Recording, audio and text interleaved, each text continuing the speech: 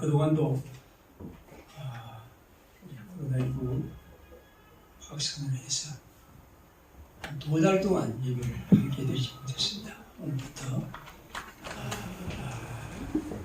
우리 보건당국의 방역 기칙을 할 수 있는 데 따르면서 우리가 또 함께하는 예배하는 그런 시간을 갖습니다.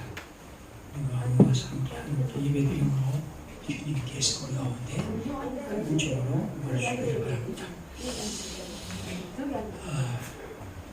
우리 다 함께 일어나셔서 160장을 경비산송을 보게 되는 부활절 셋째 주일 예배를 드리겠습니다.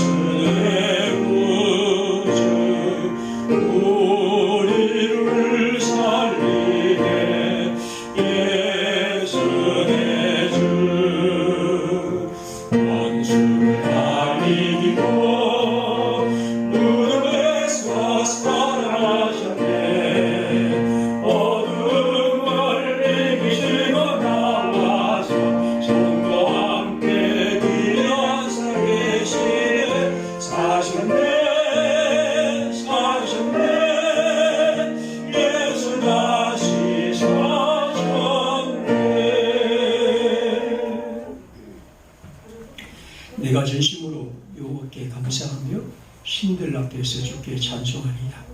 내가 주의 성전을 향하여 예배하며 주의 인자하심과 성실하심으로 말미암아 주의 이름에 감사하오리니 이는 주께서 주의 말씀을 주의 모든 이름보다 높게 하셨습니다.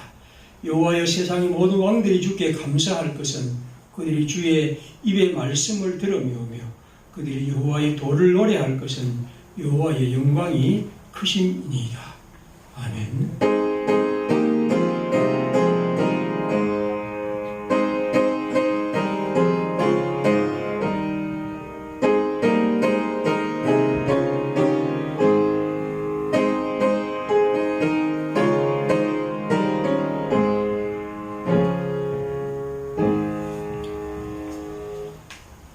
함께 공동기도문을 기도하겠습니다.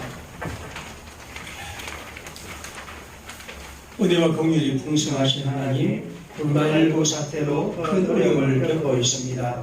전 세계로 퍼져나간 바이러스로 모두가 지치고 힘듭니다. 병든 사람들과 가족을 잃은 이들에게 주님께서 위로 베풀어 주시기를 기도합니다. 복지의 사각지대에 놓인 이들을 위해 기도합니다. 도움이 필요한 사람들이 때를 놓쳐 무너지지 일어나지 않게 하시고 우리도 이들을 먼저 배려하는 마음을 품게 하셔서 주님, 지난 기간은 우리가 무심코 살아온 일상이 얼마나 소중한지 깨닫는 자리였습니다. 더욱 우리도 이 지구 환경을 위해 무엇을 해야 할지를 깨닫는 시간이었습니다. 우리 그리스도인들이 환경 문제에 더욱 관심 기울이며 환경을 지키는 뒷걸음이 될 수 있도록 해 주십시오. 주님, 그동안 성도들을 만나지 못하였다가 두 달 만에 교회에서 다시 만났습니다.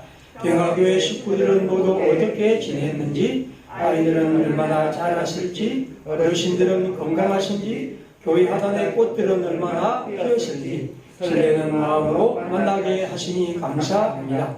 조금씩 찾아가는 일상, 따뜻한 봄이 후에 꽃망울을 피어가듯이 우리의 일상도 활력을 회복하기를 기도합니다. 우리의 일상의 주인 되신 예수님의 이름으로 기도드립니다. 아멘. 기도하겠습니다.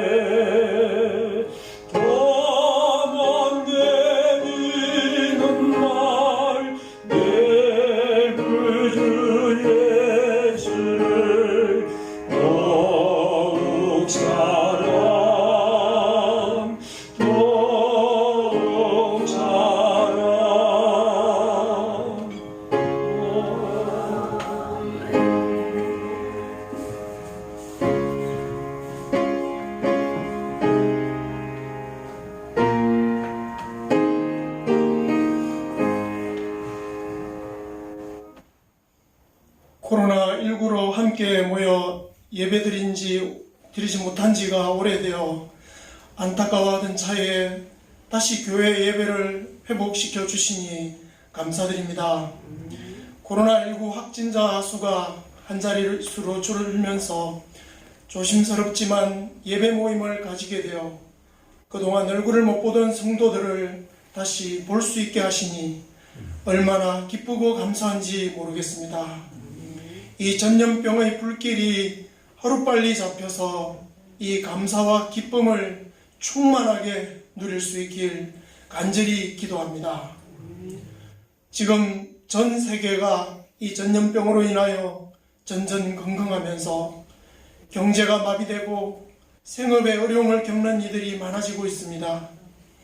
이것이 자칫 긴 경제 불황으로 이어지지 않을까 걱정입니다. 이런 때일수록 우리의 마음이 하나가 되어 이웃을 사랑하며 이웃의 아픔에 더 민감해지길 원합니다. 우리의 손이 더 신속하게 움직여서 도움이 필요한 곳에 적절한 도움을 줄 수 있길 원합니다. 전염병 검사와 치료에 전 세계 어느 나라보다 빠르게 대처했던 그 마음과 지혜가 다른 분야에도 확산되길 원합니다. 이 위기 앞에서 진정 우리가 하나 되게 하여 주옵소서. 전 세계에 우리보다 훨씬 큰 공경에 빠진 사람들에게 주님의 은혜가 임하길 간절히 기도합니다. 학생들이 학교에 가지 못하고 가정에서 원격 수업을 받으며 지내고 있습니다. 우리 교회 학생들이 이 시기를 지혜롭게 잘 보내게 하시며 스스로 행해야 할 바를 찾아서 성실히 행하는 자녀들 되게 도와주옵소서. 너희가 부르심을 받은 일에 합당하게 행하여 평안에 매는 줄로 성령이 하나 되게 하신 것을 힘써 지키라 하신 말씀을 기억합니다. 우리가 평화교회의 일원으로서 부르심을 받은 소명이 있고 받은 달란트가 있는 줄 아오니 우리의 힘을 다하여 섬겨서 교회를 세워가는 일에 하나 되게 하옵소서. 또한 우리의 가정에서도 각자의 소명이 있음을 압니다. 부모와 자식이 그들의 소명을 따라 하나가 되어 주님 보시기에 아름다운 평화의 가정을 이루게 하옵소서. 이와 같이 우리 사회에서도 우리 각자 받은 소명이 있는 줄 압니다. 이웃을 사랑하라 하신 주님의 말씀을 따라서 살며 우리 사회를 건강하고 아름답게 가꾸는 일에 우리의 각자의 자리에서 최선을 다하게 하옵소서. 아버지 하나님, 두 개의 나라로 쪼개진 이 나라를 긍휼히 여겨 주옵소서. 본래 하나였고 하나가 되어야 온전히 제 역할을 할 수 있는 이 나라가 분단의 고통을 받은 지가 70여 년이 넘었습니다. 분단으로 인해 우리의 생각이나 우리의 삶, 우리의 모든 존재가 이 땅의 반쪽에 갇혀버려서 반쪽이가 되고 말았습니다. 이 기형적인 삶, 이 비극적인 삶이 얼마나 피폐한 것인지, 얼마나 고통스러운 것인지 그 감각마저 무뎌지도록 긴 시간이 흘려버렸습니다. 아버지 하나님, 간절히 기도합니다. 남과 북에 맡겼던 혈맥이 다시 흐르고 그리하여 죽었던 감각이 살아나는 은혜가 이 땅에 내려지길 간절히 기도합니다. 이 일을 위해 그 어떤 방해에도 그 어떤 고통도 뚫고 갈 수 있는 힘을 주옵소서. 평화교회 지체들 중에 가족의 건강과 회복을 기원하는 이들과 함께하여 주시고 큰 은혜 내려주시길 기도합니다. 일 전도의 어르신들에게 늘 주님과 동행하시는 기쁨을 주시고 노을같이 아름다운 노년을 허락하여 주옵소서. 오늘도 단위에 세우신 목사님을 영육간에 강건하게 하옵시며 말씀과 권능의 지혜를 부어 주옵소서. 이 모든 기도 살아계신 우리 주 예수 그리스도의 이름 받들어 기도드립니다. 아멘.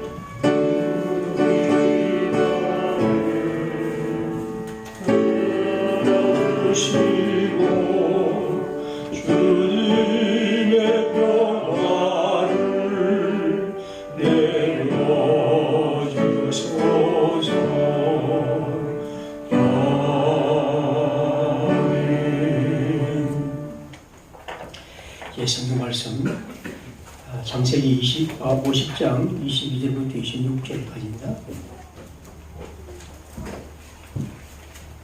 창세기 50장 22절입니다. 요셉이 그의 아버지 가족과 함께 애굽에 거주하여 110세를 살며 에브라임의 자손 3대를 보았으며 므낫세의 아들 마길의 아들들도 요셉의 슬하에서 양육되었더라.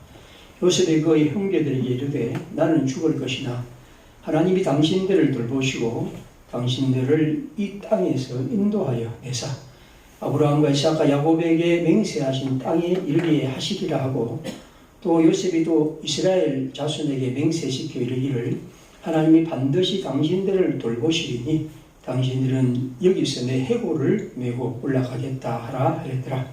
요셉이 110세의 죽음에 그들이 그의 몸에 향재료를 넣고 애굽에서 입관하였더라.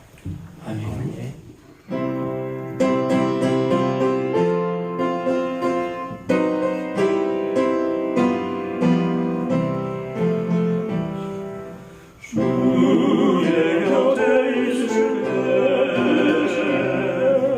마음이 든든하오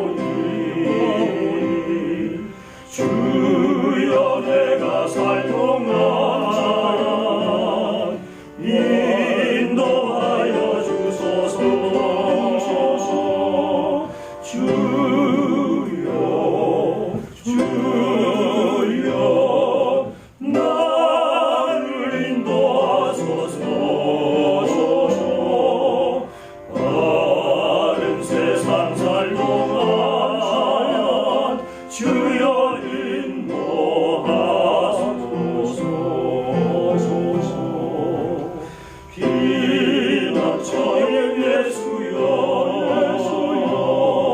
세상 물결어갈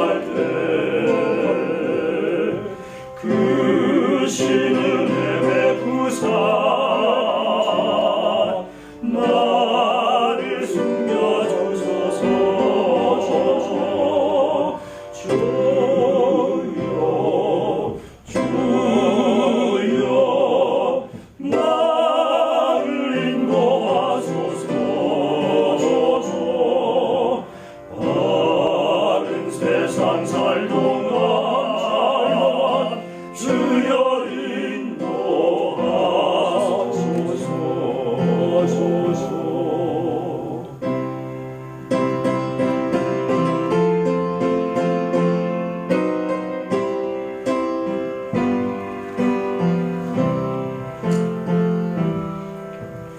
세상 풍파진 않은 뜨거운 영광로운 나라와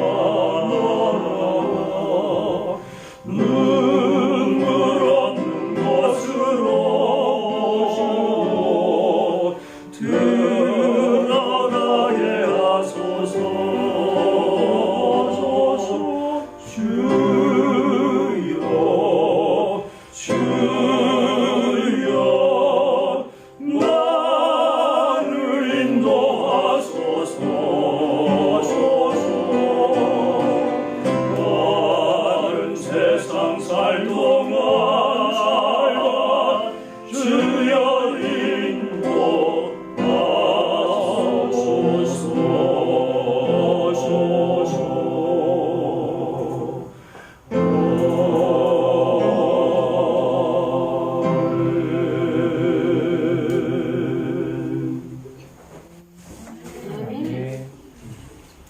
오늘 성경은 우리가 알 창세기의 마지막 부분입니다.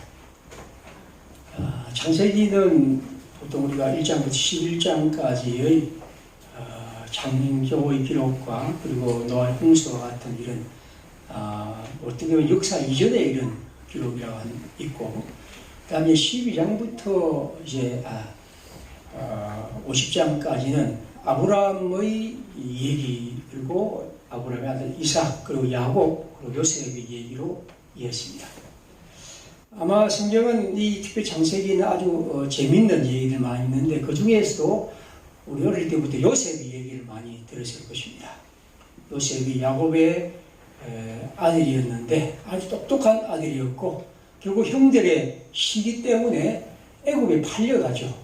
그리고 애굽에서 가진 고생을 하고 모함을 당하고 있었지만 하나님을 끝까지 섬기고 언제나 정직하고 신실했기 때문에 결국 그가 애굽의 총리가 됩니다. 아주 높은 자리에 앉게 되고, 그리고 이제 그 이후에 흉년이 들어서 굶주리고 있는 자기의 아버지 그리고 형제들을 애굽으로 초청하고, 그리고 애굽에서 그들이 편안하게 살게 되죠. 우리가 요셉의 얘기를 보면 아주 박진감 있는 재미난 얘기들이 굉장히 많이 있습니다. 그리고 요셉은 그 형들을 또 용서하고, 그리고 그들이 평화롭게 살고 있습니다. 그리고 50장에 보면 드디어 요셉의 아버지 야곱이 죽고, 이제 오늘 성경은 요셉이 형들보다 먼저 죽습니다. 오늘 성경에 보면 요셉이 이제 죽으면서 임종하면서 그 형들을 다 불러 모았습니다. 물론 여러 식구들을 불러서 이제 마지막으로 그들에게 좀 유언을 하죠. 오늘 유언의 내용이 이렇게 되어 있습니다. 내가 이렇게 되었고, 24절에 보면 형제들에게 말합니다. 나는 죽습니다.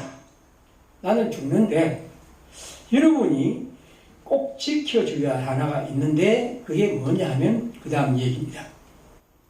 하나님이 아마 당신들을 돌아보실 것입니다.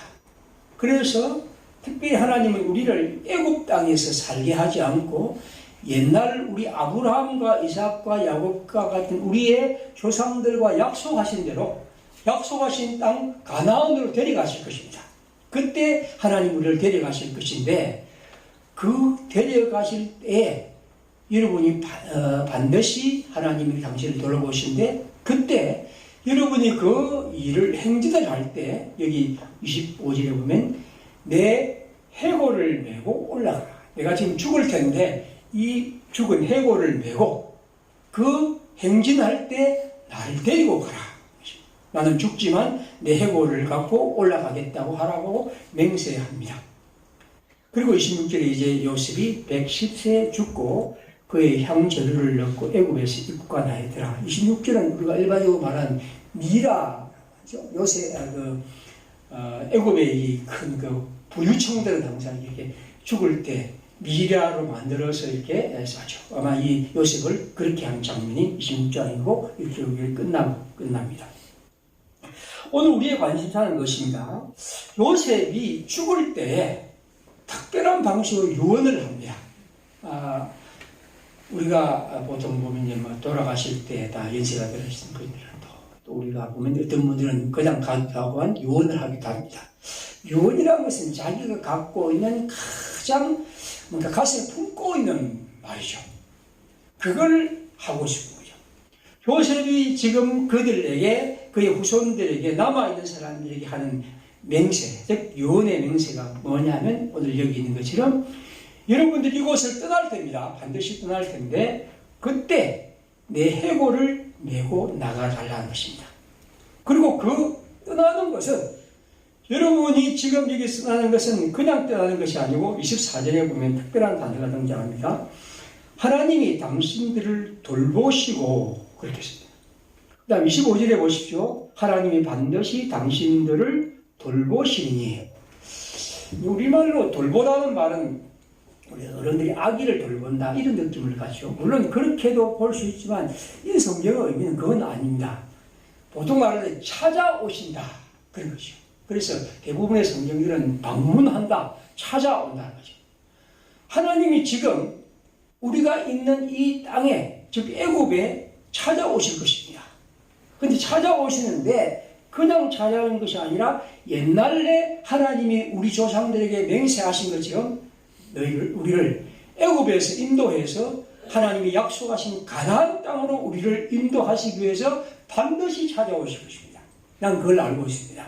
여러분이 그 일을 따라서 나도 이제 그 행진에 내 해골이라도 내 유골이라도 갈 수 있도록 해달라고 요구합니다. 이 성경이 굉장히 중요한 것은 출애굽기 13장 19절을 보겠습니다. 한번 같이 한번 읽겠습니다.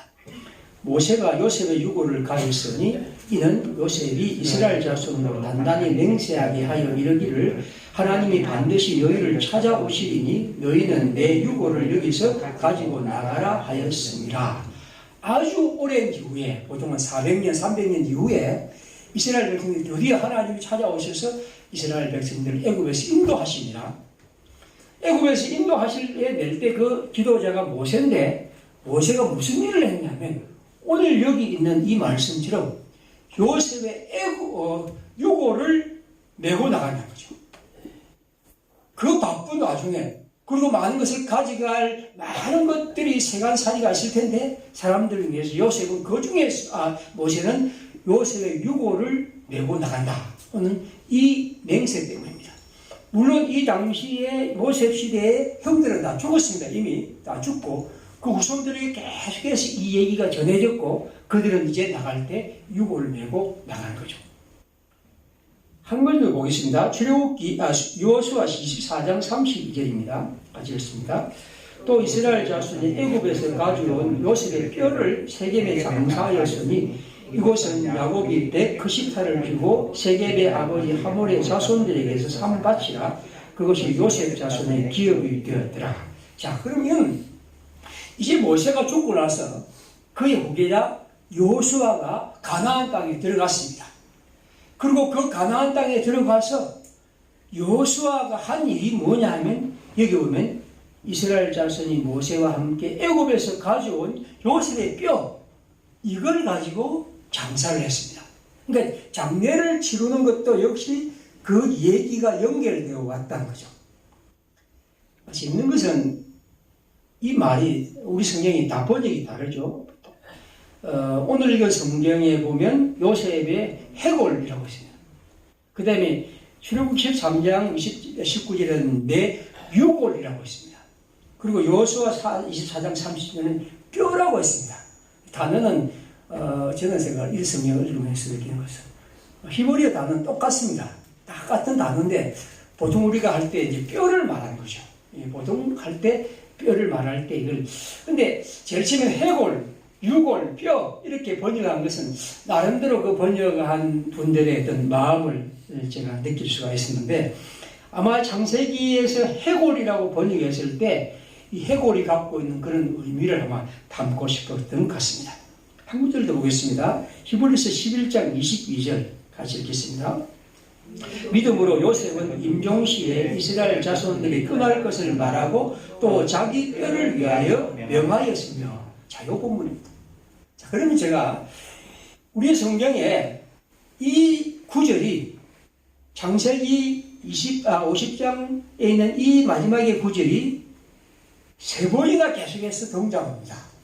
굉장히 중요하다는 거죠.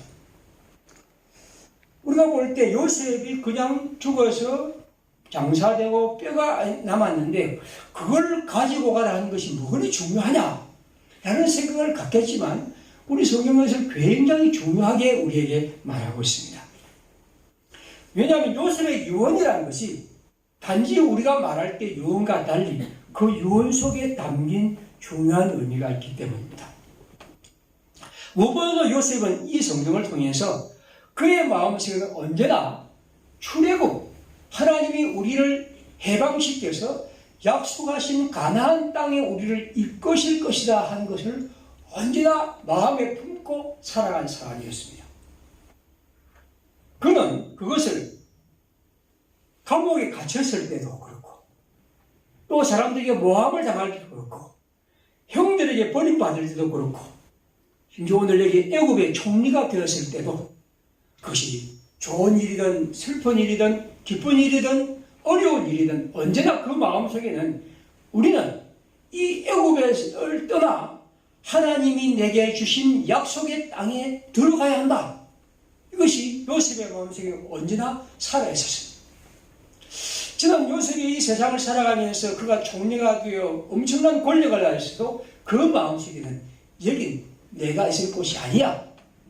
내가 가야 할 것은 하나님이 약속하신 그 땅, 하나님이 우리에게 주신 이 땅을 그는 언제나 생각했던 것이죠.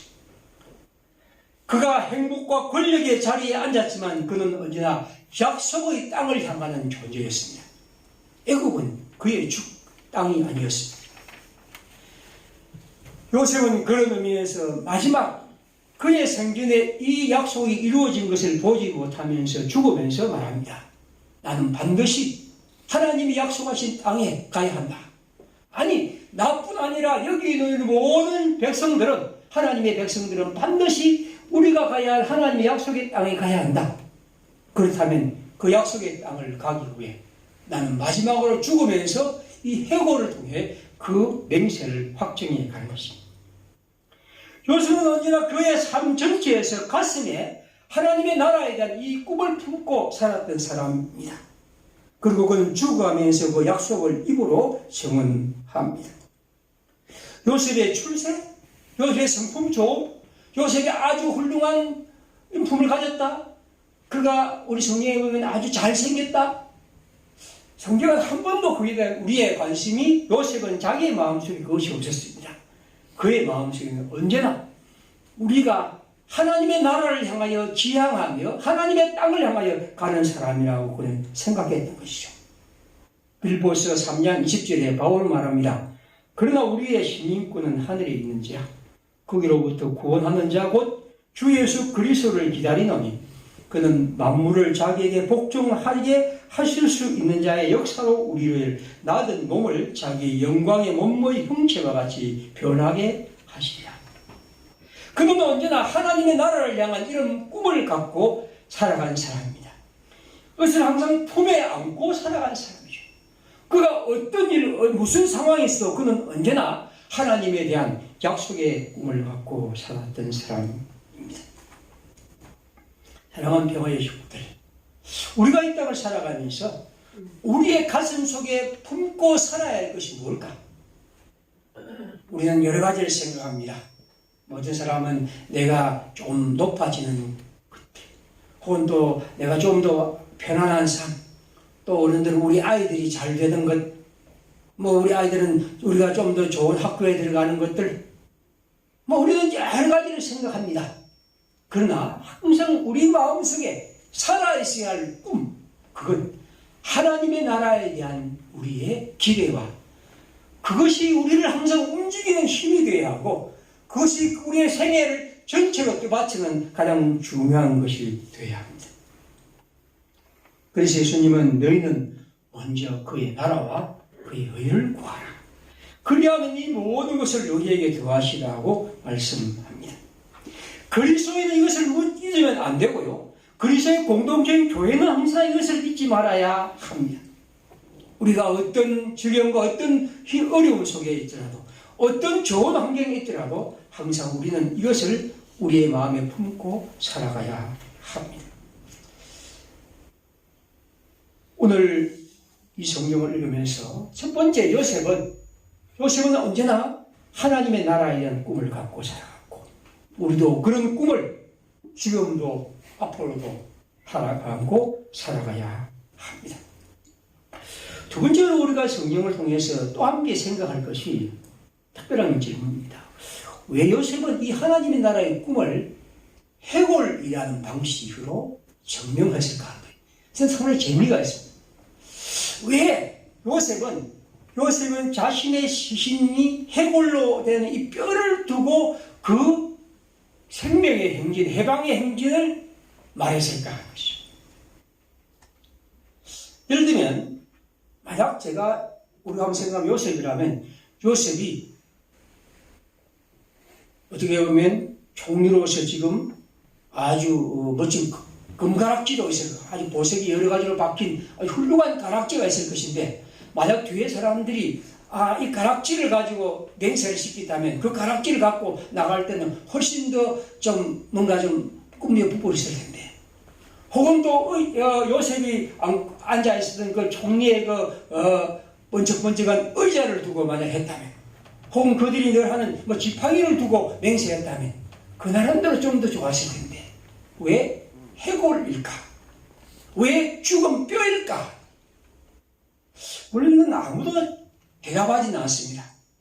그러나 저는 이 질문이 항상 마음에 남았죠. 왜 요셉은 이렇게 했을까?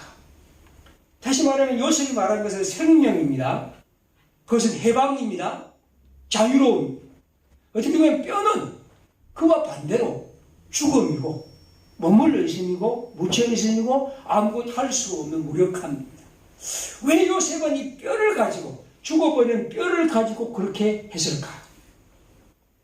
아마 그것은 가장 우리가 절망적이고 가장 무너진 것 어떻게 보면 아무런 희망이 없는 그 중에서 우리는 그것을 통해서 하나님의 구원에 대한 얘기를 생명에 대한 얘기를 부활에 대한 얘기를 해야 하지 않을까 하는 것이죠. 가장 고통스러운 자리가 하나님의 구원의 약속이라는 사실. 바울이 표현하는 가장 약할 그때에 내가 가장 강하다고 한 것처럼 요셉은 이 뼈, 다시 말하면 죽어버린 자신의 뼈를 두고 하나님의 생명과 해방의 행진과 구원에 대한 얘기를 하고 있습니다. 말라 비틀어버린 뼈. 그 뼈 속에서 그는 하나님이 우리를 인도하실 것이고 이 인도하실 때 여러분은 반드시 내 뼈를 하나님 백성의 행진에서 함께 걸어가라고 말씀합니다. 그가 그 꿈을 이 해골을 통해서 증언하는 것. 여러분 해골이라는 것은 얼마나 허무한 것이며 얼마나 말라 빠진 것입니다. 우리는 그 앞에서 모든 꿈을 적을 수가 있습니다. 그러나 요셉은 그 해골을 두고 증언합니다. 여기에 하나님의 생명이 움트고 있고 하나님의 약속이 살아있고 이 약속이 지금 내 생애에 무너진 것 같지만 그러나 하나님은 반드시 우리에게 하나님의 생명을 주실 것이라고 말씀합니다. 여러분 우리가 그리스도인의 희망을 증언해야 하는 것은 가장 절망적인 가장 깊은 무너진 상황 아마 그것이 우리가 하나님의 희망을 증언해야 할 때가 아닐까 하는 것입니다. 아까 말씀드린 것처럼 이 성경이 똑같은 히브리 단어를 뼈, 유골, 해골로 번역했는데 이 성경에서 해골이라고 번역한 이 성경이 제가 제일 마음에 듭니다. 왜냐하면 그 속에서 이 뼈의 말라 비틀어진 것들을 통해서 우리에게 하나님의 백성의 어떤 희망을 더 많이 얘기하고 있다고 봅니다. 지금 우리나라 또 우리 온 세상은 코로나19로 인해서 우리 마음이 언제나 거기에 가 있습니다. 저도 설교를 준비하고 뭐 할 때마다 항상 그 신문 기사 혹은 또 이런 것이 다 생각나고 그래서 또 마음을 갖고 관심을 갖니다. 코로나19라는 사실은 굉장히 많은 일들을 우리에게 가져왔죠. 그러면 코로나19로 인하여서 얼마 전에 무급휴직중이던 50대 국내 항공사 조종사가 자택에 숨을 거두었습니다. 여러분, 항공사 조종사는 굉장히 높은 그 연봉을 받는 사람입니다. 근데 그분이 이제 저 누군지 모르지만 무급휴직에서 어떤 아마 그런 다른 얘기가 있는지 모르겠지만 그렇게 숨을 거두는 것이죠. 어떻게 보면 이런 실업의 문제가 지금 앞으로 굉장히 큰 문제가 될 것입니다. 우리나라가 지금 전분기에 대해서 마이너스 1.4%를 4월에 성장했다고 이렇게 말합니다. 마이너스로 됐다는 거죠. 그런데 아시다시피 우리나라는 다른 나라에 비해도 굉장히 좋은 것이고 내년에는 이제 온 세계가 한 거의 그 선진국들 한 6%, 우리나라는 한 1% 그렇게 감소할 것이라고 그렇게 얘기를 합니다. 지금까지와 다른 엄청난 일이 지금 닥친다고 모든 사람들이 한결같이 얘기를 합니다. 미국 노동부가 4월 23일 코로나 충격으로 미국 전역에서 일자리를 잃은 사람이 5주 만에 2,645만 명이 넘었다고 합니다. 그럼 이건 뭐냐면 글로벌 경제위기인 2009년 이후에 이제 큰 위기가 있었고 거의 한 10년 이후에 미국에서 일자리를 몇 개 만드냐면 2,244만 개를 만들었답니다. 그런데 그게 한 두어 달 사이에 다 사라져 버렸다는 거죠. 그러니까 그 일자리를 만드는 데 그렇게 어려운데 그것이 순식간에 사라져 버렸다는 겁니다. 프랑스 통계청이 말한다면 프랑스의 이 가계 소비가 약 30% 감소했는데 지금 이제 시작입니다. 이렇게 되면 앞으로 얼마나 많이 감소할지 모른다고 하죠. 그래서 그들은 말하기를 마치 지금 프랑스 사회는 마취 상태에 빠진 생물처럼 프랑스 경제는 생명 유지에 필요한 최소한의 기능만 하고 있다. 그렇게 얘기를 합니다. 코로나19로 유럽에서 지금 한 달간 최소 1,800만 명이 일자리를 잃었습니다. 그리고 이건 이제 좀 있으면 5,900만 개가 사라진다고 얘기를 합니다. 여러분, 5,900만 개라는 것도 엄청난 숫자죠. 어쨌든 이런 사람들이 그렇게 무너지고 그것은 모든 경제 사회와 경제 문제를 넘어서 온 사회를 휘젓고 있습니다. 그리고 이것이 이제 대용으로 아마 연말까지 간다고 한다면 특별히 가장 큰 문제는 제가 어제도 세계는 지금 한 번씩 보는데 거기에 보니까 이 굶주린 인구, 다시 말하면 아시아에는 인도 같은 지역의 그 빈민군들, 그리고 캄보디아나 이런 지역, 아프리카의 짐바브웨, 수단, 나이지리아 같은 이런데, 그리고 중남미의 온두라스나 엘살바도르나 이런 나라들, 빈민들이 엄청나게 많습니다. 지금 한 1억 3,500만 명이 있는데 연말에는 한 2억 6,500만 명으로 늘어난다고 합니다. 어떻게 보면 이런 것은 그냥 숫자 얘기이기 때문에 별로 그렇게 실감이 나지 않을지 모릅니다만, 그러나 이것이 전 세계적으로 온 세상을 휘젓고 있습니다. 자, 우리가 이런 위기 속에서 지금 우리는 오늘 한 2달 만에 예배를 드립니다. 우리가 이런 위기 속에서 하나님의 백성들이 부활의 절기에 가져야 할 것이 뭘까? 저는 오늘 이 성경을 따라서 요셉이 해고를 통해 생명을 꿈꾸며 살아갔던 것처럼 우리가 지금 이런 위기 속에서 하나님의 백성으로서 하나님이 주신 희망과 생명을, 해방을, 구원을 간직하고 또 우리가 그것을 꿈꾸고 또 살아가는 것, 이것이 우리들의 길이 아닐까 하는 생각을 해봅니다.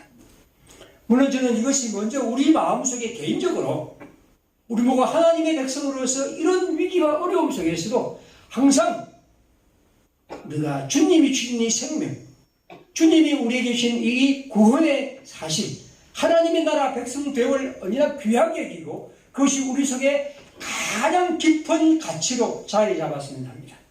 마치 애굽의 요셉이 하나님의 백성들의 이 가나안을 향한 행진과 그 나라에 대한 꿈을 갖고 그것이 항상 그의 삶을 지탱했던 것처럼 오늘도 우리가 지금 이런 위기 속에서도 앞으로 우리 가운데 어떤 일이 일어날지 알 수 없지만 그건 항상 우리 마음속에 하나님을 향한 이런 마음이 우리를 지탱하는 가장 굳건한 힘으로 자리 잡고 그것이 나를 되받치는 부활의 생명으로 항상 역사할 수 있기를 기대하고 또 그렇기를 바랍니다.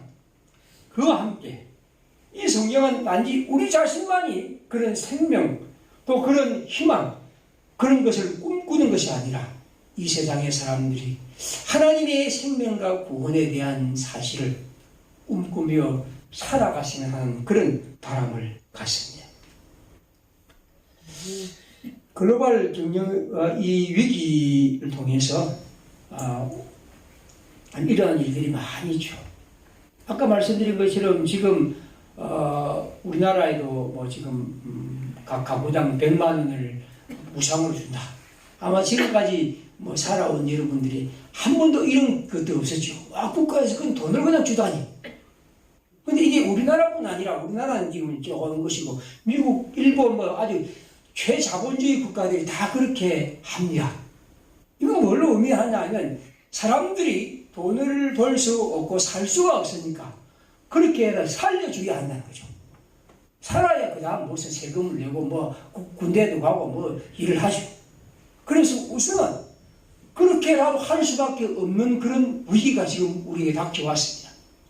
그뿐 아니라 지금 기업들 이런 거죠. 지금 굉장히 어렵죠. 뭐 항공, 뭐 관광 이런 건 말할 것도 없고 이런 데서 계속해서 아마 지금 많은 공적 자금을 투입할 수밖에 없습니다. 자, 문제는 뭐냐면 우리가 지금 1997년에 IMF 위기나 2009년에 글로벌 금융위기나 이런 걸 보면 저는 그렇게 생각합니다. 그걸 통해서 돈이 어디로 흘러가느냐 하면 그렇게 많은 공적 지원을 했는데 이게 기업으로 가고 그 기업들이 그걸 가지고 어떤 투자를 해서 뭔가 경제를 활성화시키고라도 가만히 정기놓거나 혹은 또 주식에 투자하거나 부동산에 하거나 이런 식으로 해서 굉장히 큰 문제가 됐던 거죠. 그래서 저는 생각할 때 이 일 후에 우리가 이런 어떻게 보면 참 아주 어려운 이런 상황에서 다음에 우리 사회가 더 건강하게 발전할 수 있도록 그리고 알다시피 지금 우리 이 지구상에서 이 작은 나라가 적어도 이 코로나19에서는 어느 나라가 견딜 수 없는 그런 훌륭한 정책을 펼치지 않습니까? 이건 우리가 모두 자랑하고 해야 할 것이죠. 이만큼 어떻게 보면 지구상에 지금 한 자리 숫자로 이 환자가 된다는 것은 굉장한 일이거든요. 자, 그렇다면 우리 사회가 이제는 경제와 이런 또 우리 사회 활성화를 위해서 많은 문제를 풀어가야 하는데 남북 문제든 또 경제 위기든 혹은 사회의 여러 가지 문화와 사회 전망이든 이런 부분에서 이것이 진정으로 어떤 생명을 살리고 또 이런 길로 나아갈 수 있는 것 한번 우리가 기도해야 할 일입니다.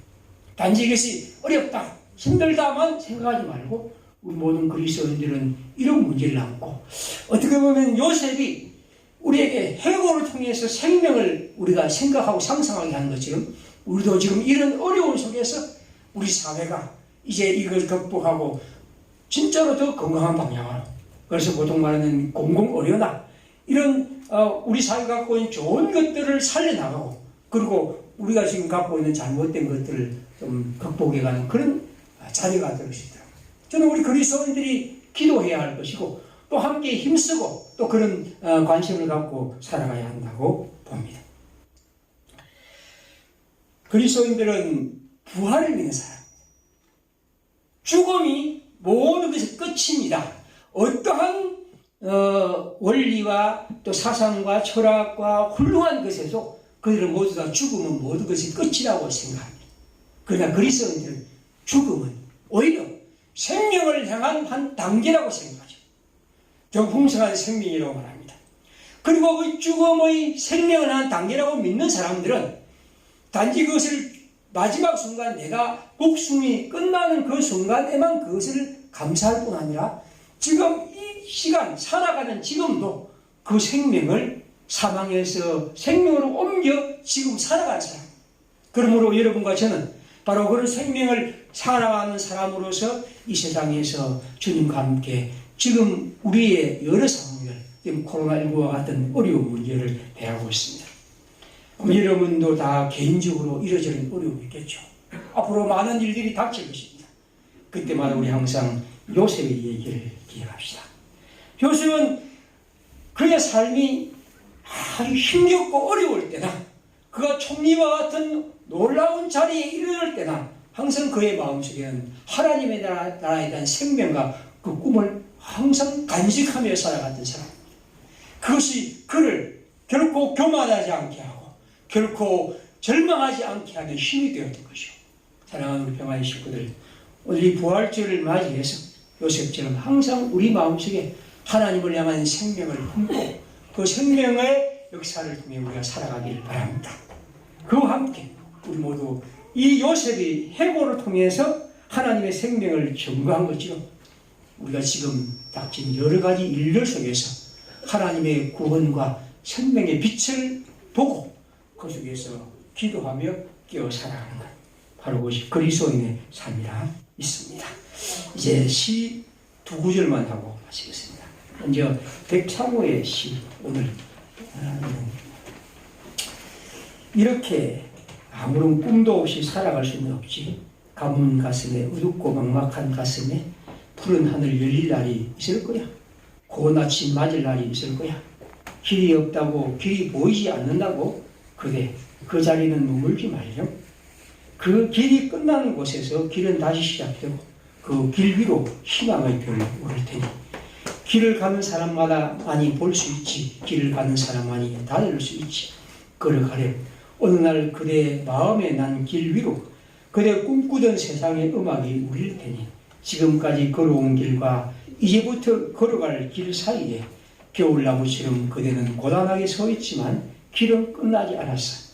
끝이라고 생각될 때 그때가 바로 다시 시작해야 할 때인걸.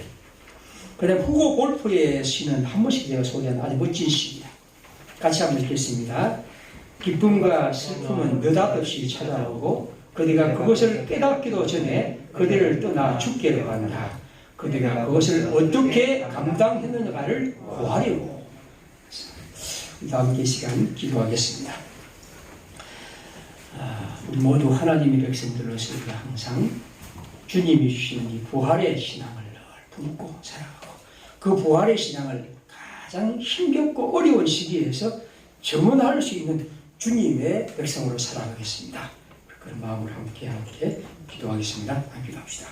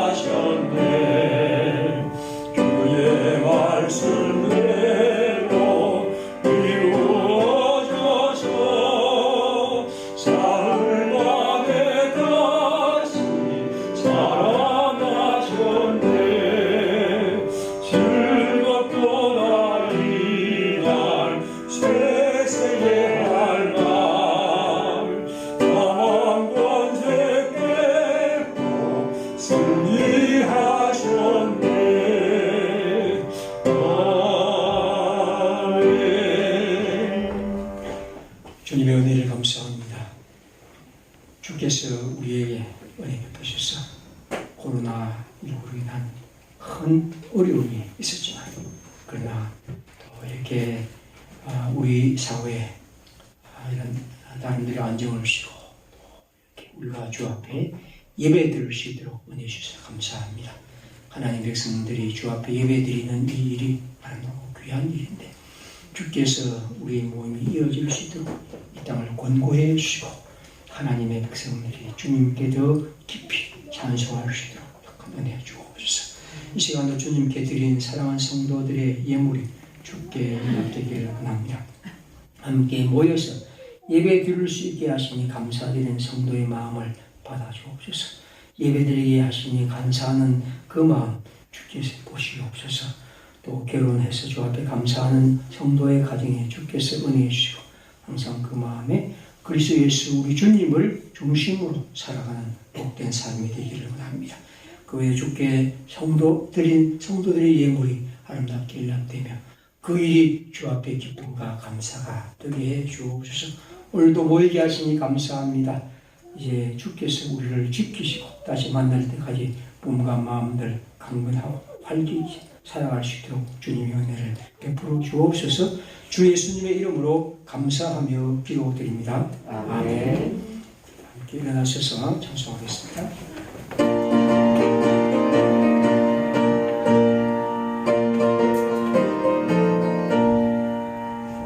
주님 약속하신 말씀 위에서 영원토록 주를 찬송하리라. 우리 높여 주께 영광 돌리며 약속 믿고 굳게 서리라. 굳게 서리 영원하신 말씀 위에 굳게 서리. 굳게 서리 그 말씀 위에 굳게 서리라. 주님 약속하신 말씀 위에서 영원하신 주의 사랑이 믿고 성령으로 힘써 싸워 이기며 약속 믿고 굳게 서리라. 굳게 서리 영원하신 말씀 위에 굳게 서리. 굳게 서리 그 말씀 위에 굳게 서리라. 우리의 길과 진리와 생명이신 주 예수 그리스도의 은혜와 하나님의 크신 사랑과 성령의 충만하신 주님의 백성, 부활의 신앙으로 살아가는 그 여정 위에 늘 함께 계실지어다. 아멘.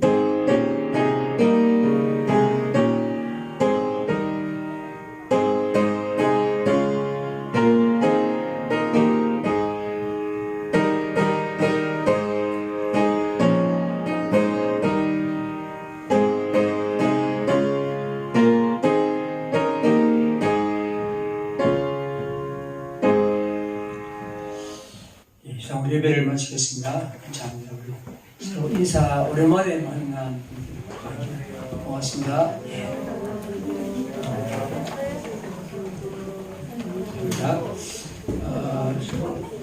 소식을 알려드리겠습니다. 예, 우리나라가 어쨌든 조금 우리 사회가 조금 좋아지면서 주일 예배를 드리게 됐습니다. 앞으로도 계속해서 11시에 예배를 드릴 테니까 마음으로 와서 도와주시길 바랍니다. 그리고 아마 오늘 오시지 못한 분들 계죠. 아마 몸이 좀 아픈 분들이나 또 직업이 또 그런 분들이 있고 뭐 여기까지 얘기했는데 제 생각할 때는 가능하면 이제 우리가 모임을 하니까 교회에 와서 예배를 드리면 좋겠습니다. 그리고 조금 약간 이제 뭐랄까 우리 아이들도 중고등학생이나 아이들도 보십시오. 뭐 학원도 때로는 가기도 하고 뭐 친구 집 놀러 가는데 교회 한 달에 일주일에 한 번 주일 오는 건데 너무 겁내지 마시고, 왜냐하면 이 정도는 우리가 지금 그 간격을 하고 사람도 오면 삼청도 만들 수 있습니다. 3층도 할 수 있으니까. 4층 죄송합니다. 4층도 다 할 수 있으니까. 그래서 오셔서 같이 또 우리가 함께 또 그리스도를 만나면 좋겠고요. 아이들도 다음 주에 다 와서 예배를 드리고 그렇게 합시다. 그렇게 하고 그 다음에 이제 방역이나 이런 거 우리 잘 하고 어제도 하고 오늘도 오후에도 마찬가지 할 겁니다. 그렇게 해서 우리가 교회가 그런 전 감염병을 이렇게 퍼뜨리는 그런 것은 되지 않아야 하니까 우리가 할 수 있는 대로 그걸 잘 지켜가면서 그렇게 하겠습니다. 그런 일들에 수고하신 여러분들에게 감사드립니다. 다음 주일은 어린이 주일입니다. 요즘 어떤 행사도 참 힘든데 어쨌든 어린이 주일은 어린이 주일이니까 어린이들에 대한 우리 생각들을 갖고 그렇게 신발하고 유아세례도 한번 할 생각입니다. 그리고 예비 직분자 모임은 첫 주인데 둘째 주로 주일로 하겠습니다. 그 다음 부분 다 한번 살펴보시면 되겠습니다. 정신도 없고 정신도 없고 마친 다음에 우리가 악수 대신에 또 인사뭉예 하시고 그렇게 또 좀 섭섭하지만 그렇게 마시면 되겠습니다. 한 주일 동안 주님 말씀 오랜만에 보는 노래니까